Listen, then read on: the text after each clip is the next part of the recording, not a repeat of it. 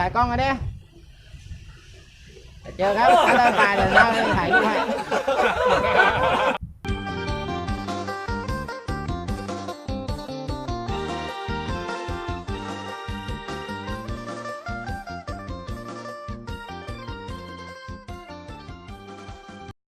สุดยอดเลยครับโอ้โหสุดยอดเลยครับโอ้โหกิโลเว้ยเอ๊ะ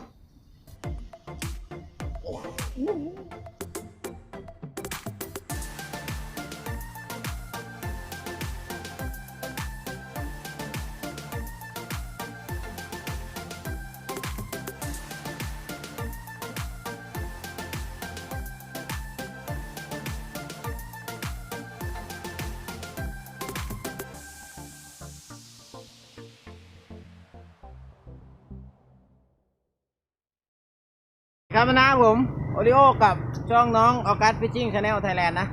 วันนี้เป็นวันหยุดครับวันอาทิตย์วันนี้ช่วงก็วันหยุดพอดีมีเวลาสักประมาณสัก4-5 ชั่วโมงนะก็วันนี้ผมจะพาน้ามาตกปลาวันนี้ก็บินข้ามมาไกลหน่อยวันนี้ผมอยู่ที่ฝั่งพระประแดงนะโรงเรียนอำนวยพิทย์ฝั่งพระประแดงครับผมก็คือผมมาจากฝั่งนู้นนะ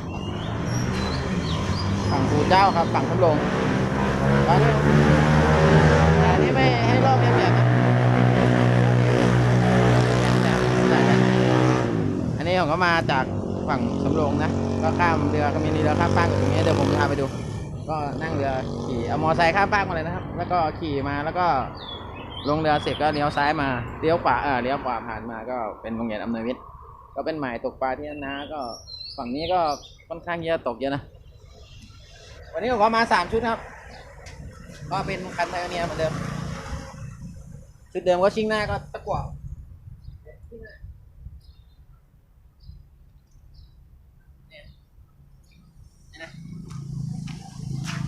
ชุดนี้ครับ3 ตัว3 คันวันนี้มา3 คันนะกับเกียร์กุ้งสดก็ลองดูว่ามันจะเอาตัวมันจะมีตัวไหมอยากแค่มาทำคลิปให้ดูครับ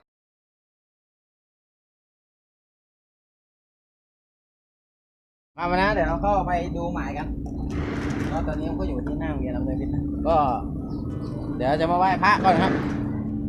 นะครับผมเดี๋ยวเราจะมาไหว้พระขอพรก่อนเดี๋ยวกันไหว้พระขอพรครับก่อนตกปลาแล้วกันเผื่อจะได้เป็นหมาหนูเผื่อจะได้เป็นหมาหนูเผื่อจะได้เป็นหมาหนู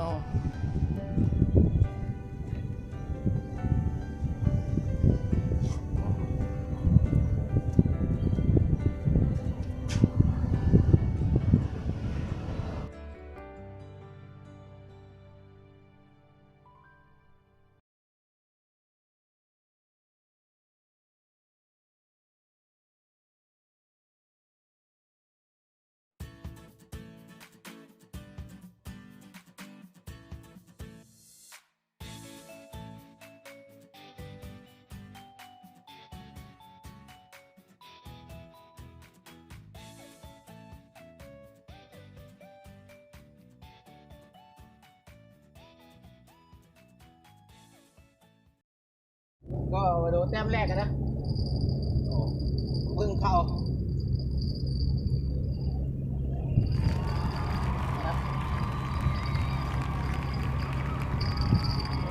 ใสสวยครับก็ยังเป็นปลากดอยู่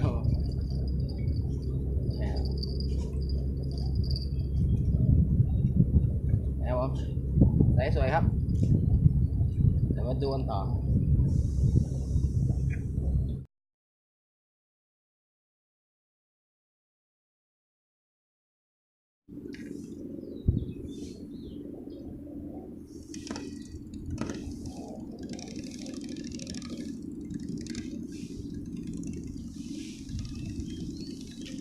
เอาไปน้ำไปดูกันเลย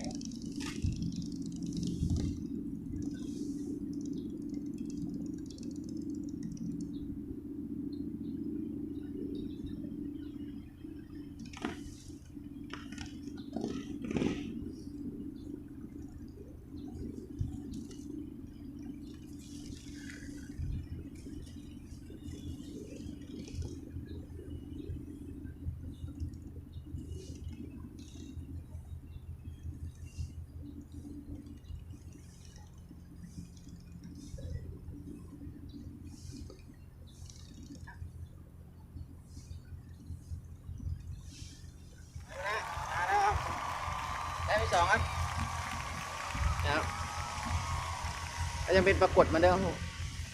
นะครับตอนนี้ผมใช้เบ็ดเบอร์14เลยนะกัดปลาโจดครับ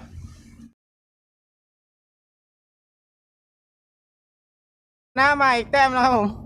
เราเพิ่งเปลี่ยนเหยื่อนะมาเมื่อกี้ไม่รู้ติดถุงมือเลยไปดูครับแต้มนี้แล้วนะเราเป็นประกบแล้วครับ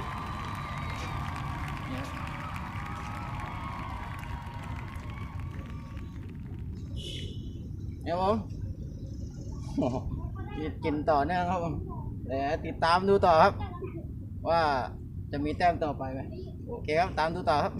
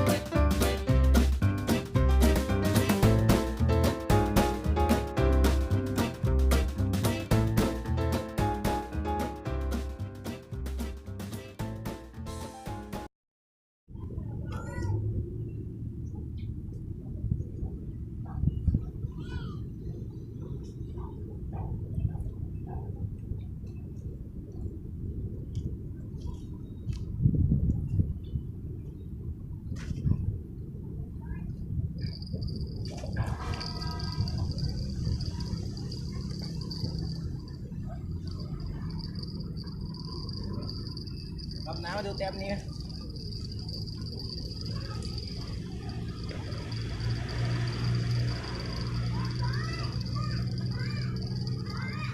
ดูแต้มนี้ครับว่าเป็นปลาอะไร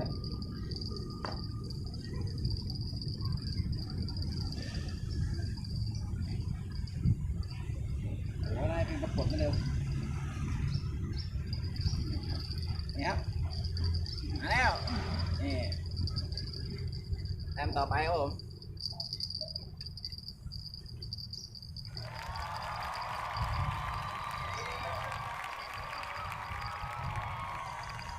สวยครับผมนี่เจอนะครับตามต่อครับผม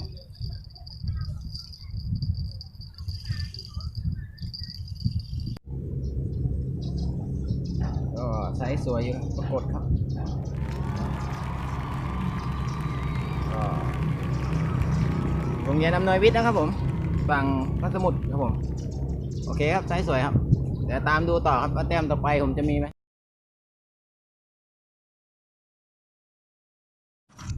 ครับมาดูแต้มนี้กันนะครับพอดีไปซื้อน้ำซื้อน้ำมาพอดีน้องๆเขาบอกอยู่ว่าปลาเมื่อกี้ผมมาดู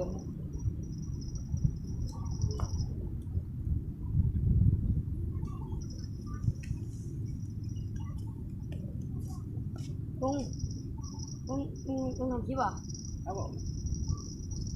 ลุงทำยูทูบป่ะหรือไม่ได้ทำยูทูบครับผมำช่องอะไรหรอช่องน้องออกัสครับอ๋อนี่ครับผมก็ยังเป็นปรากฏอยู่นะนี่ครับไซส์นี้ครับหน้าโรงเรียนอำนวยวิทย์นะครับผมตามมาแดงครับใครมาก็มาได้ครับผมตามดูต่อครับว่าจะมีแต้มต่อไปไหมไซส์สวยครับ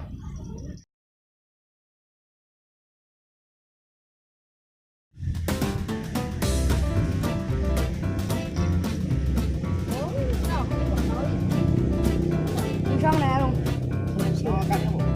ภาษาไทยไม่ลุงได้อะไรเคยดูไหมไม่เคยเขาเดี๋ยวไปติดตามได้ต้องมาตกบ่อยไหมฝั่งนี้เพิ่งเคยมาครับ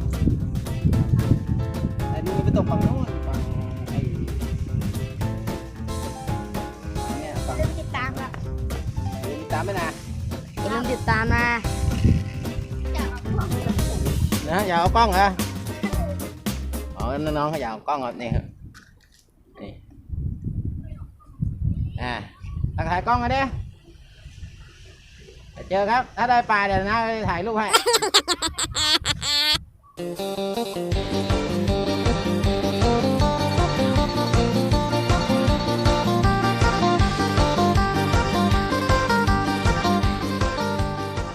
นะบ่ายแต้มแล้วครับ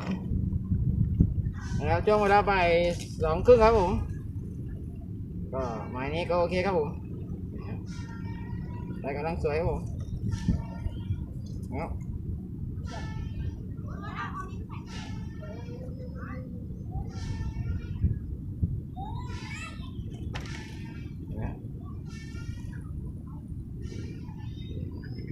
บผมอันนี้ครับสวยครับผมตามตัวต่อครับผมนี่ก็มีน้องๆกลับมาด้วยนี่นี่ก็ยังสวัสดีครั สวัสดีครับ บชื่ออะไรเนี่ย ชื่อโบทครับ น้องอ่ะ ชื่อภูมิครับ อ๋อโอเคครับนี่ก็มีน้อง FC เข้ามาตกปลาด้วยกันนะครับสวยครับตามตัวต่อครับผม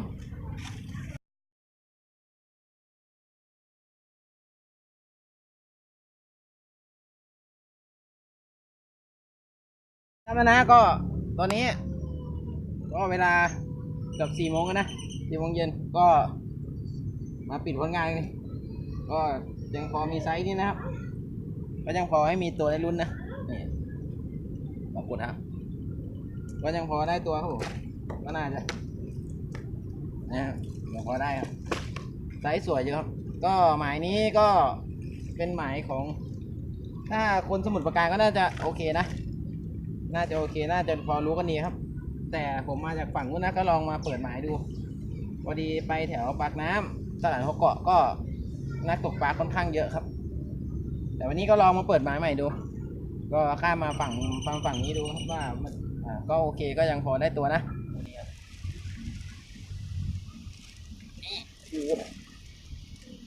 โอ้โหกิโลเว้ยเอ้ครับโอ้ปรากฏทั้งนั้นครับเนี่ยดูใกล้ๆครับ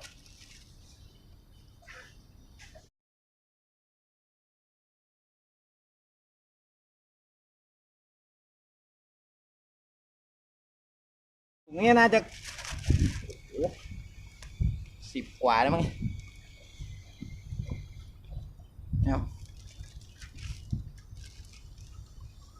สุดยอดเลยครับโอ้โหฝีมือมากเลย